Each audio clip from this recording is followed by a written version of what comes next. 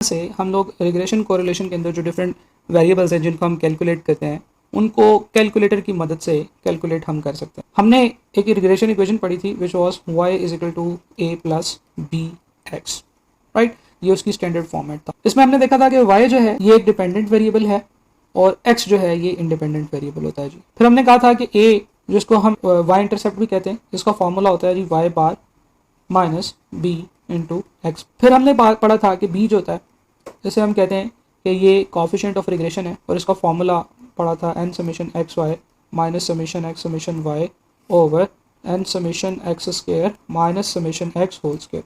फिर हमने एक और वेरिएबल पढ़ा था विच वाज r, और r जो होता है उसे हम कहते हैं कि कॉफिशिएंट ऑफ कोरिलेशन है। और कॉफिशिएंट ऑफ कोरिलेशन का जो फार्मूला था वो ऑलमोस्ट b के जैसा ही था, उसमें कुछ एडिशंस थी। वो क्या थी?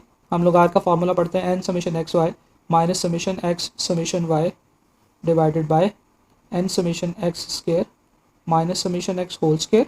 यहाँ तक तो फार्मूला बिल्कुल b की तरह था, लेकिन हम लोग यहाँ पे कुछ एडिशंस करते हैं कि इस सारे को मल्टीप्लाई करते हैं n summation Y square minus summation Y whole square के साथ, तो हमारे पास जो फैक्टर आता है फिर हमने उसका स्क्वायर रूट लेना होता है, राइट। तो इस तरह से हमारे पास r आता है। यही तीनों वेरिएबल्स, इनको कैलकुलेट करने के लिए हम लोग x और y को आपस में मल्टीप्लाई करते हैं, फिर x के स्केल लेते हैं, y के स्केल लेते हैं, इनको सम करते हैं, जो कि एक लॉन्ग कैलकुलेशन है। इसी को हम कैलकुलेटर की मदद से भी सॉल्व कर सकते हैं।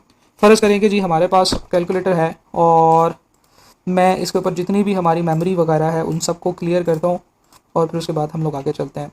आपने मोड का बटन प्रेस करना है और 3 नंबर पे ये देखें ये स्टैट मोड आ रहा है, आप इसके ऊपर क्लिक करेंगे। आपसे पूछ रहा है किस तरह का स्टैट की कैलकुलेशंस करनी है, तो 2 नंबर पे अगर आप देखें a प्लस बी एक्स नज़र आ रहा होगा, तो वो यही है जो a प्लस बी एक्स हमें यहाँ पर नज़र आ रहा था। अच्छा जी, यहाँ पे हम 2 पे क्लिक करते हैं तो वो हमसे x और y की वैल्यूज़ पूछ रहा है। सबसे पहले हम x की y वैल्यूज़ एंटर करेंगे। हमें पता है कि प्राइसेस जो हैं वो इंडिपेंडेंट वेरिएबल होती हैं, तो x जो होगा वो प्राइसेस होंगी। 5 का बटन प्रेस करें, इक्वल प्रेस करें, तो आप देखेंगे यहाँ पे 5 लिख दिया है। अब वो दूसरी ऑब्जर्वेशन आपसे पूछ रहा है जो कि है 6 इक्वल टू, तीसरी ऑब्जर्वेशन है जी 7 equal to 8 equal to 9 is equal to का बटन प्रेस करेंगे आप, 10 इज इक्वल टू का बटन प्रेस करेंगे। तो जैसे जैसे आप इज इक्वल टू का बटन प्रेस करते जाएंगे वो वैल्यू जो है वो टेबल में एंटर होती जाएगी, राइट। तो सारी एक्स की वैल्यूज़ एंटर करने के बाद आप ऊपर जाएंगे और उसके बाद लेफ्ट जाएंगे, तो आपसे पूछेगा बताओ वाई की वैल्यू क्या है। मैं कहूँगा जी पहली वैल्यू है 590 इज इक्वल टू, तो यहाँ पे उसको सेव कर लेगा। दूसरी वैल्यू है 560 is equal to, okay value गलत एंटर हो गई है। मैं अप एरो प्रेस करूंगा तो मैं दोबारा उस वैल्यू पे आ जाऊंगा। यहाँ पे नीचे मुझे वो वैल्यू नजर आ रही है, मैं इसको ठीक करके लिखूंगा 560 और इक्वल टू का बटन प्रेस करूंगा तो यहाँ पे मेरे पास प्रॉपर 560 लिखा हुआ आ जाएगा। यानी कि आपने बिल्कुल वैसे ही जैसे एक्सेल में डाटा रिप्लेस करते हैं उसी तरह से यहाँ पे भी डाटा रिप्लेस कर सकते हैं। हम लोग डाटा एंट्री करते हुए आगे चलते हैं।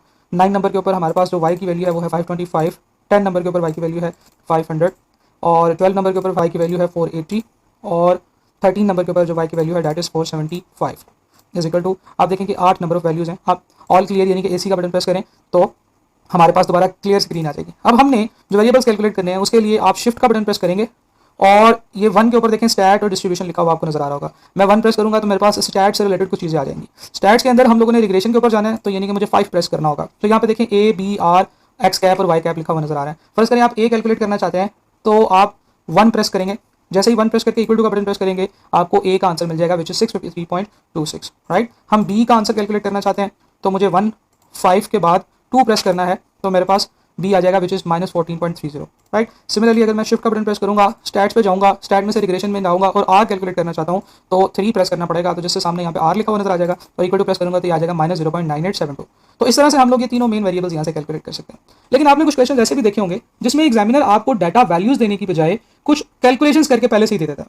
फॉर एग्जाम्पल वो आपको ये कह देगा कि जनाब हमारे पास जो समीशन एक्स स्क्वायर है वो 45 है और समीशन एक्स जो है वो 30 है, और for example summation x y फ्ला है, समीशन एक्स और समीशन वाई इन दोनों को आपस मल्टीप्लाई करते हैं, फ्ला है तो बी कैलकुलेट करके दें।